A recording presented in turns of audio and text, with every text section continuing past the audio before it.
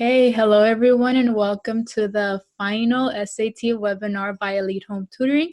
This webinar will be on the SAT essay, will be on strategies for the SAT essay. Thank you everybody for joining us today. I put in the chat to connect with Elite Home Tutoring. I put the link in the chat for you all to access it through there. If you copy and paste that to your browser, it will take you to their profile and then you can connect with them from there.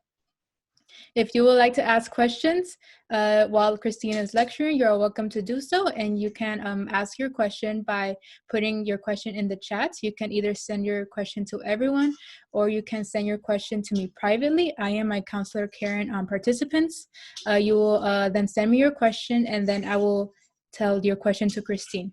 Another way you can ask your question would be by doing the raise hand option, and you can access that by clicking on participants and the raise hand option should be right there. You would then wait for me to call on you and then you will be able to ask your question to Christine directly. If you missed our previous webinars, which were on the writing and language, reading and math, they are all recorded and they are placed on our Plexuss YouTube page called Plexuss Social Media. All right, that is it. Christine, let's get started. Okay, thank you very much. Good afternoon, everybody. Happy Monday, and it's a pleasure to be here. Thank you, Karen, and thank you to Plexuss for giving me and Elite the opportunity to share some of our SAT strategies. It's been a great opportunity. Today, we're going to talk about the SAT essay and what it's about. For some of you, this may be a little basic if you know what the essay is about, but give you an idea of what it's about, what it's not about, and some good strategies. I create a little bit of a formula for you, so get some paper and a pencil or pen to write down notes. And from the screens that I will be sharing with you, and if you do not have enough time to write everything down, then do go back to the YouTube station and look it up and pause it and write the things down that I have suggested. Let me start by sharing the screen. Are there any general questions about the SAT or about the summer SAT and anything related to that? I know there's a lot of things a little bit up in the air, but if there are any questions, please ask while I am getting to our shared screen.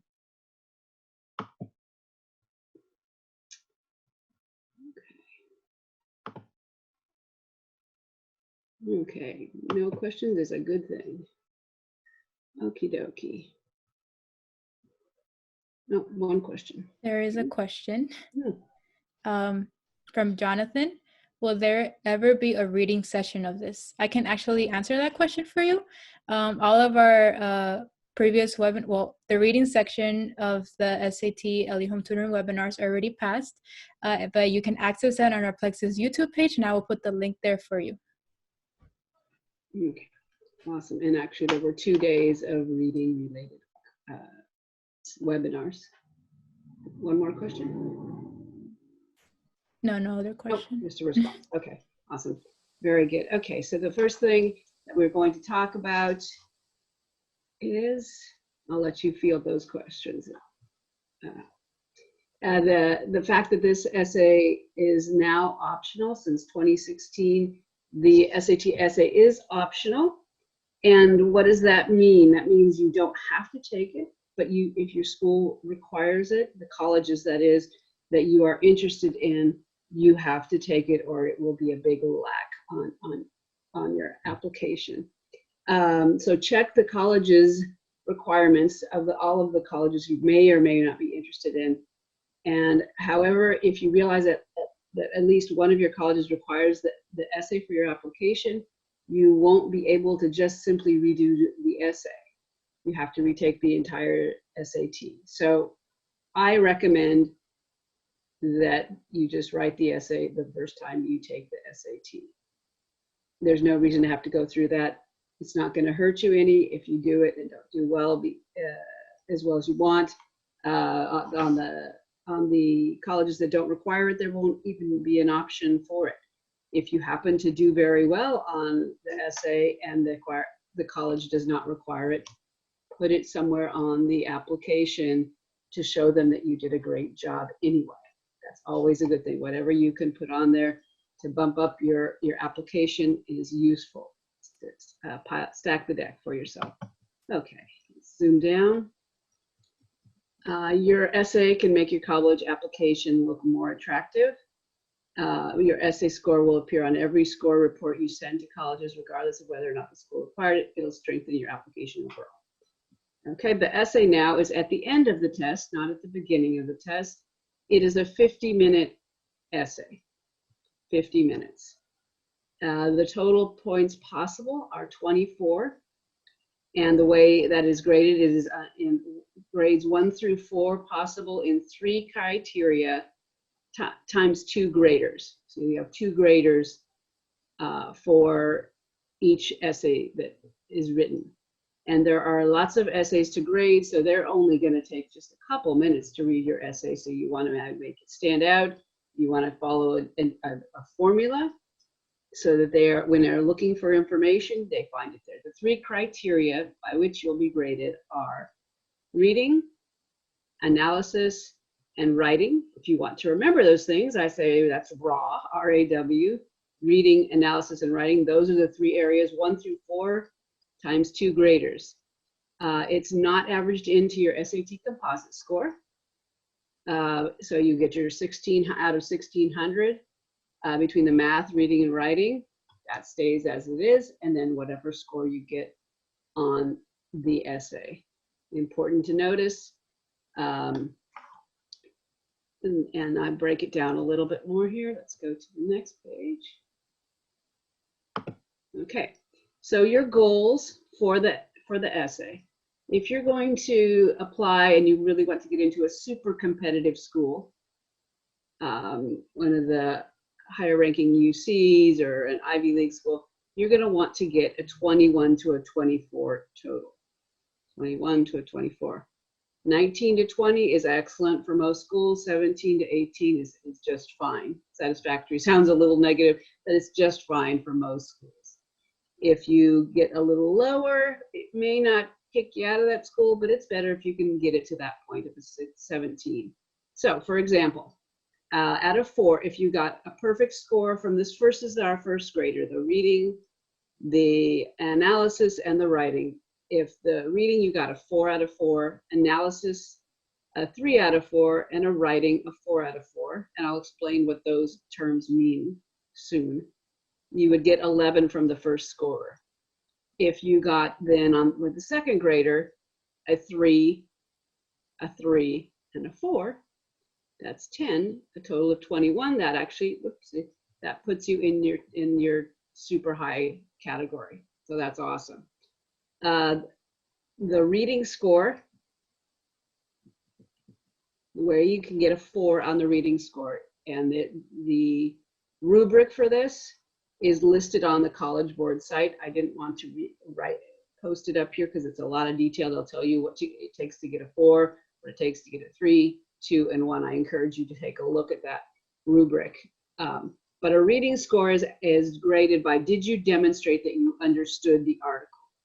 Did you understand the article? So how are you going to go about doing that?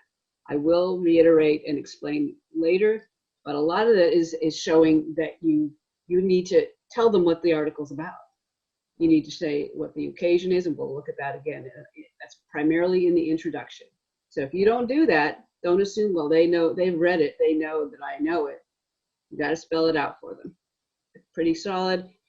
The analysis score, usually the lower score of the 3, because you're actually analyzing a text. Did you offer insightful analysis of the source by relating what all your evidence does for the writer, the argument, and the reader? And that spells out war, and I will take a look at that a little bit later. And then your writing score, W, writing, raw. Did you organize your essay in an effective and cohesive way with clear thesis statements, well-organized body paragraphs, and a conclusion? And is your essay relatively free of grammar, punctuation, and spelling errors? So it doesn't have to be perfect, but you want to utilize your good spelling if you can, or use a word that you know how to spell. And you want to apply the rules that you've learned for the writing section of the SAT to your actual writing. So if you can take a moment, a minute to save at the end of your time to go back and check for commas, periods, and that it's legible, that helps quite a bit. To me, the writing score is easier to manage than the analysis or even the reading, because it's very structured and organized. Okay, now the important thing we've got here is what kind of essay are you writing? It is not a persuasive essay. You are not trying to convince somebody of an opinion of yours or anybody else's. It is not a persuasive essay. The old SAT essay was like that, and the ACT is like that, where they give you 3 perspectives and you have to choose a perspective on a particular topic. This is not that. In fact, do not give your opinion on the topic. Instead, you are analyzing a writer's persuasive essay on a given topic. Instructions always are the same. So most important thing, you're analyzing, you're assessing how well and how a writer persuaded his reader or her reader.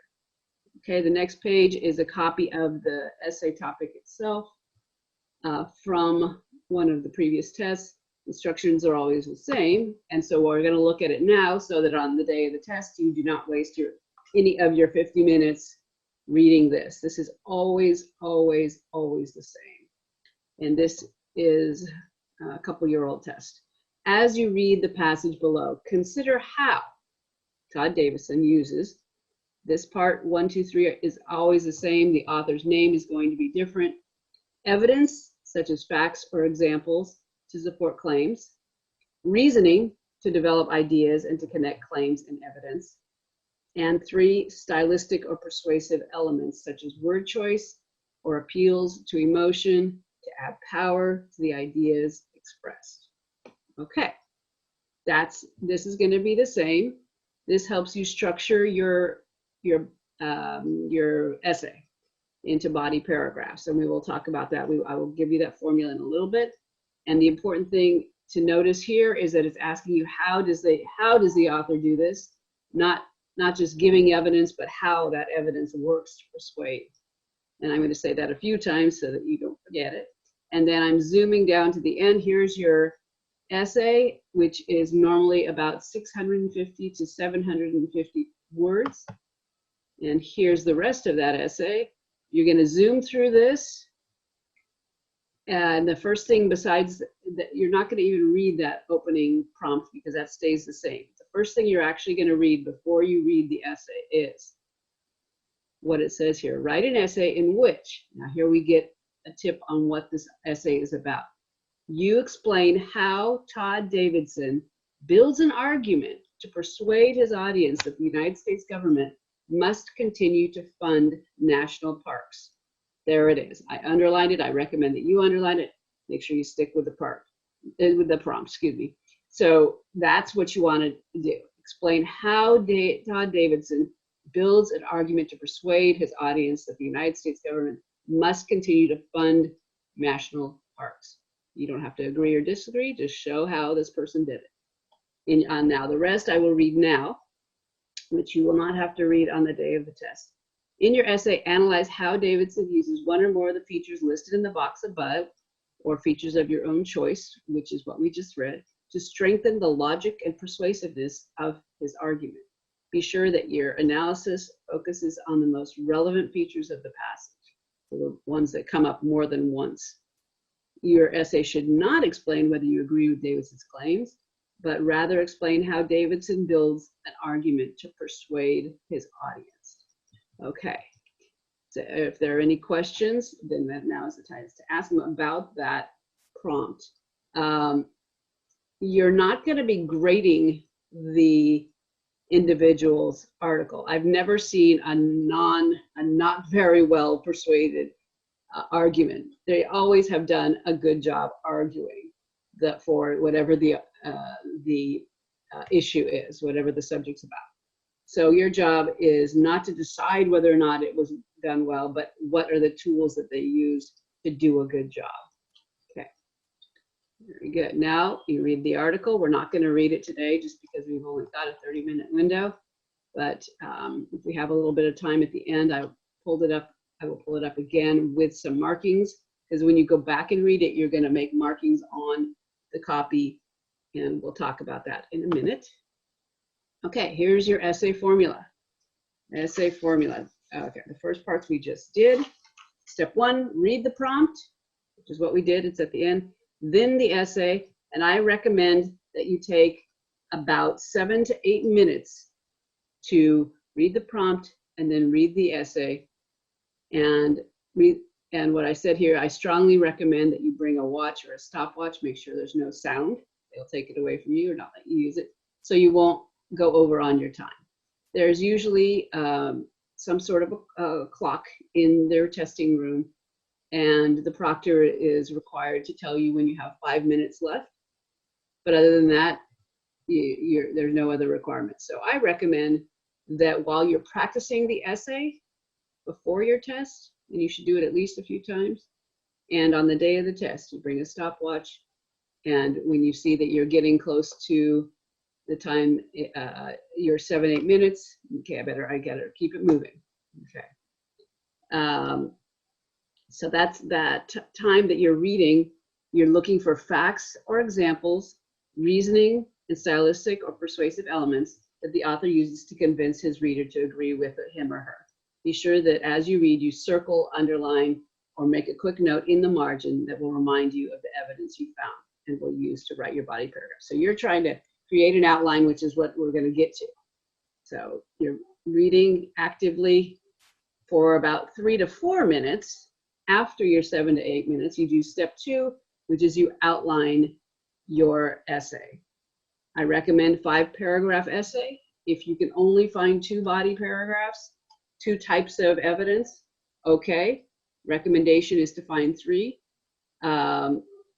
And so you don't want to be repetitive, obviously, but that's the goal. So do the best to get those introduction, 3 body paragraphs, and then a conclusion. Okay, so there it is. Introduction. I will tell you what SOAPs are. You may have learned that in your AP language or literature class in the past. And then the thesis statement. First body paragraph, you're gonna reference 2 devices with quotes from the text and explanation. Another second body paragraph, 2 devices with quotes from the text and an explanation. And then the next page.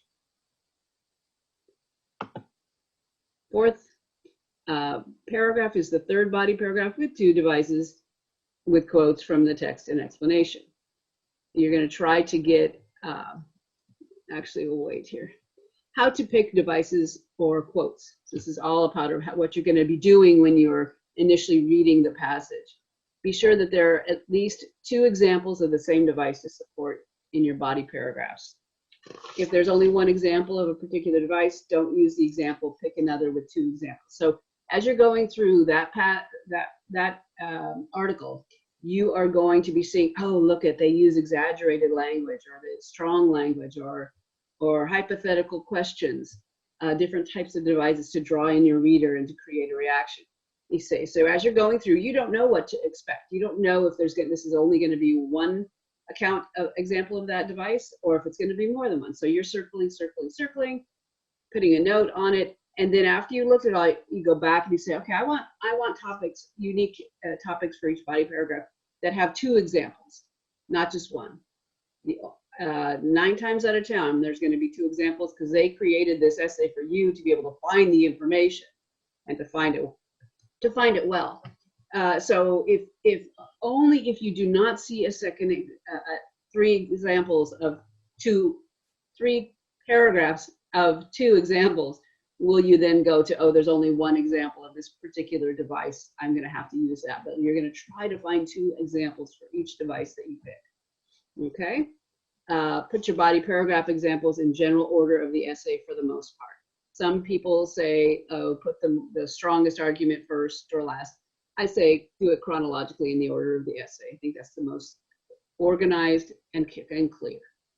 And no one's going to fault you for that. Then the 5th paragraph is your conclusion. You restate the author's argument and how he or she persuades. Step 3, so you've got about 35 to 37 minutes left to write your full 5-paragraph essay. You're going to write the essay.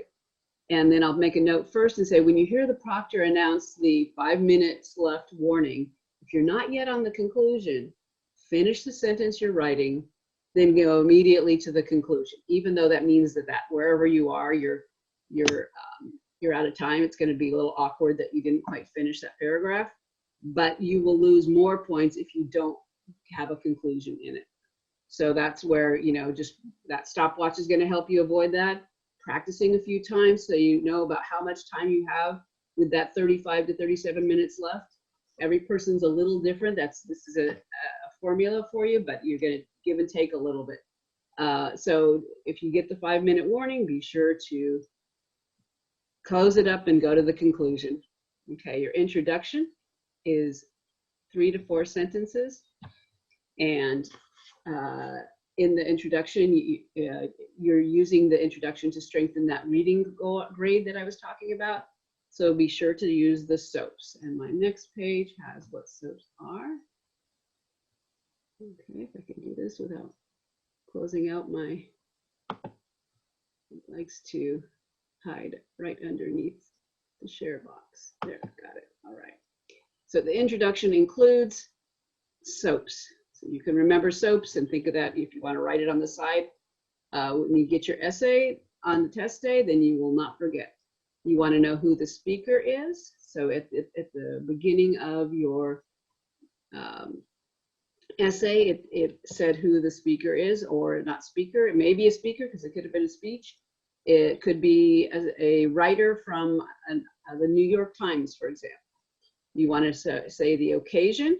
So if there is an occasion, there's been a speech of JFK to Rice Stadium. So on the space exploration, that was one, and so that would be the occasion. So this is in this case, we had funding for the national parks. Who the audience is, anything very simple, straightforward. The purpose, what's the goal, author's goal, and the subject. Make sure you include that in a few sentences. And then at the end of that, clearly state your thesis statement in the last sentence of the paragraph, just like any introduction, including the 3 examples that you're going to use, whether it's facts, rhetorical devices, symbolism, rhetorical questions. So you just very general, but include that. That gets you that solid reading score, and it supports your writing grade because you're well organized. Okay, next. All right, I did it. Second body paragraph. Oh, it doesn't look right to me. Yeah, because we had, oh, maybe it went down here. Hold on a second. Okay. We got to keep going. There it is. Okay, the second paragraph is the first body paragraph, 6 to 8 sentences. And here's your formula. You have ID or IQ, war, as I mentioned before. So the first thing you're going to do is you're going to identify the persuasive element or device. ID it. So you're going to say, for example, the author, first of all, the author effectively persuades his audience by using strong word choice. Okay, that's a nice example of that. Then you're going to give a quote cue for that device, straight from the essay. Don't make it too long. You can put ellipsis, the ... but you do want to have the quote. And then you have your explanation, because this is the analysis score, and I've written that on the side here. It's not just, oh, here's an example. You need to spell it out more than you would imagine. You need to say, what does the device do for the writer? How does it make him look more relatable, more authoritative, more convincing, like he's intelligent? What does it do? Then the second question is the same, but it's related to the argument. What does this do for his argument? So you spell it out. It makes the argument stronger because X, Y, and Z. And then thirdly, what does it do for the reader? What does it do? How does this make the reader change his mind to agree with the author? And it can be as simple as it makes the reader feel like he can relate to the writer, or it makes the reader feel happy or sad or urgent. But you do have to spell it out, okay? So that's the basics of your 3 body paragraphs. And then you bring your second quote in, assuming you've got it, and you repeat the process. You don't need to say, identify the persuasive element or device. You just, because you already did, you're going to go straight into the second quote. The second example is, et cetera, quote it, and you're going to repeat the process. What does the device do for the writer? What does it do for the argument? What does it do for the reader? Do it don't assume that's too obvious. Okay, it takes a little practice with that, and then you'll get it. Okay, that having a formula helps to eliminate guessing, and that analysis score can get very low if you're not careful. Okay, second body paragraph, same thing. Identify the second persuasive element, ID, and then the same process. Q, R, W, A, R. What is it? What does this device do for the writer, the argument, the reader? Second quote. Watch your time on your stopwatch and keep going.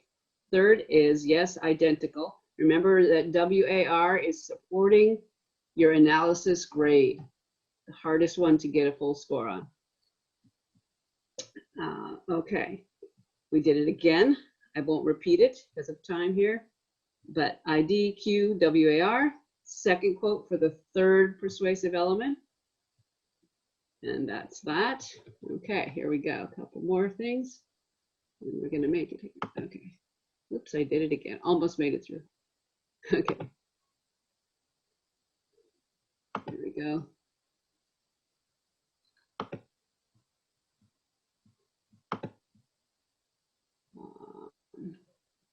There we go. I did it again. I am so sorry, you guys. It's right up there by the stop share button, and this is with me here. Okay, let's try it again. Up.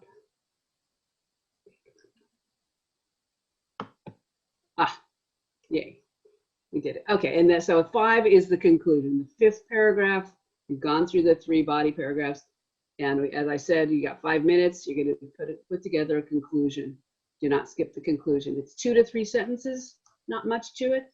And what are you going to say? You're going to say, the author makes the case for whatever the argument was at the very beginning in the introduction, using A, B, and C devices, elements.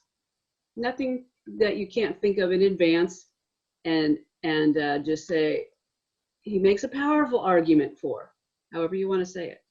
And then your last statement could be something like, not only is it convincing, but it motivates the reader to take action to support the author's cause of whatever that is. And then you've just restated it, you've restated your devices, and you've put a little bit of oomph in it. Okay. Our time is up, but I can show you. Let's go. Here. Okay. So this, you may want to go to the YouTube to look at them in more detail after.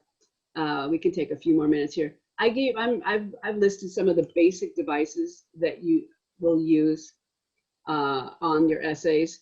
You can look them up, and there are probably 25 different devices. I've listed some of the top 10. Juxtaposition is one that you want to look for in your essay. 2 things that are nearly opposites: light and darkness, Beauty and the Beast.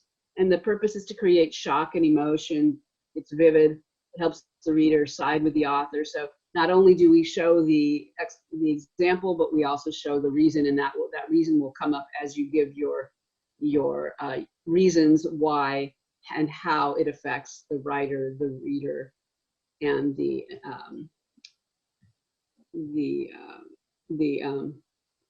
argument in general. Okay, secondly, an anecdote. An anecdote is a personal story. Someone brings in their own personal story from the essay, and the purpose is to create an image for the reader, and again, more things makes things more relatable. That relatable is going to come up quite a bit, because that's how you persuade someone in general. When you're trying to persuade your friend to go to somewhere, you try and make them relate to you, and you're like, oh yeah, that's a great idea, you know. Okay, the third basic device is rhetorical questions, not to be mixed up with the rhetorical device. So rhetorical question is one where you know the answer to it. We all know the answer to this is, it is common sense to ask. So when you know the answer, you're not expecting an actual answer, then it'll again allows the listener or the reader to relate. Oh yeah, we're in this together. Okay, another one this one is very commonly used on the SAT essay is statistics and data. It adds credibility, authority, intelligence, and convincing for the reader. Maybe, oh, it's going to provide jobs, something like that. A good one, concessions acknowledges the opposing point of view on an argument, and that creates relatability, and it sounds reasonable if the author can say, well, I can see that side, however. So that's a good one to look for in your essay. And 5 more, strong word choice. That's very common on the examples that are given on an SAT essay. And it creates an emotional response. So when you're in your reasons why, there it is. It makes the author appear more convincing, and it makes the reader want to take action. Okay. Number 7, an appeal to identity. Identity, we're in this together. Or if it talks about the American identity, we, or uses the we are looking for this, we are going to do that. That's creating an identity and a relatability, or a humanitarian identity. Nobody wants anything to happen to the creatures in the ocean. Okay. And the third most popular evidence is appeal to authority, governments, experts, religious leaders, and that's convincing and adds trust and validity. Okay, and last 2, comparison and analogies. Why would they make an analogy, a comparison between things? It provides better understanding and relatability. And then number 10, symbolic devices, such as, there's a lot of them, personification, simile, metaphor, logos, pathos, and ethos, if you've learned those in some of your more challenging English classes. If you're comfortable with them, they're good to use. If you're not comfortable with them, or it's you know, not something that you got to study, then you can avoid it and go to some of the other basic 10. The 3 that I put asterisks are the most common devices that are used on the SAT essay. And why do I mention that? Statistics, strong word choice, and appeal to authority. Because if you can see other ones, it's nicer to find those other ones than to be just like the majority of the people. So if you use them, you use them, but just be aware that if there's other things, try and use those. It makes you stand out a little bit more. They'll go, wow, they found that. That's awesome. And then let me just show you my first page. This was the one we were looking at before, the essay. This was from the October 2018 SAT prompt. And I just want to show you very briefly how I circled the author's name, where it was from, and the date, something that you put into the introduction. And I circle keywords, vivid examples. Our country is great, talks about money here, good for the economy. And the second page have done the same, so that if you choose to go to that YouTube and you want to stop and look at what I've circled, you can do so by looking at this. So facts, juxtaposition, it's going to create jobs, and that's that. Okay. So any last questions? Any questions? Any questions about the SAT in general? That was a Zoom, but yeah, the SAT in general as well.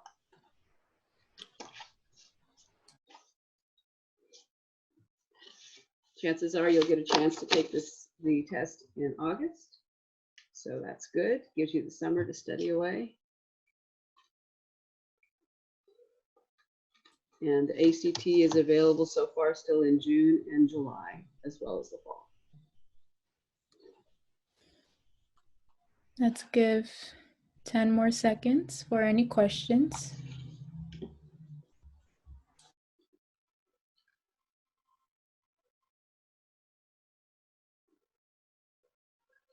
Okay, I guess there is no questions from the students. Okay, going to share my screen. Okay, this was our final webinar. I would like you all, like from behind your computers, just give like a little round of applause to Christine. You don't have to turn your mics on or anything. Thank you very much, Christine, for lecturing us and conducting these SAT webinars for our students. My pleasure. Thank you. Yeah. We would very much appreciate for you all to download our Plexuss app. If you download our app, you'll be able to receive instant notifications. It will also help you all to stay connected with any other features that Plexuss offers. We have a lot of college preparation resources there as well. We're also very much appreciated if you rate it and review our app. We appreciate any feedback you all could give us. Chat with my counselor if you have any questions regarding this webinar, or if you would like to reach out about your journey to higher education. We're always happy to help with that as well. And connect with Elite Home Tutoring on Plexuss. I put the link in the introductory notes in the Zoom chat, so you can click on that link, copy and paste it into your browser so you can connect with Elite Home Tutoring from there. It is not on the list, but all of our recorded webinars are placed on our Plexuss YouTube page. Our Plexuss YouTube page is called Plexuss Social Media, and this webinar will be available within 24 hours. All right, anything else? That's it. Thank you, Christine, again. Stay safe, everyone. If you will be taking the SAT a year from now or in a couple months, and 2 years from now, I wish you all the best of luck. Bye, everybody.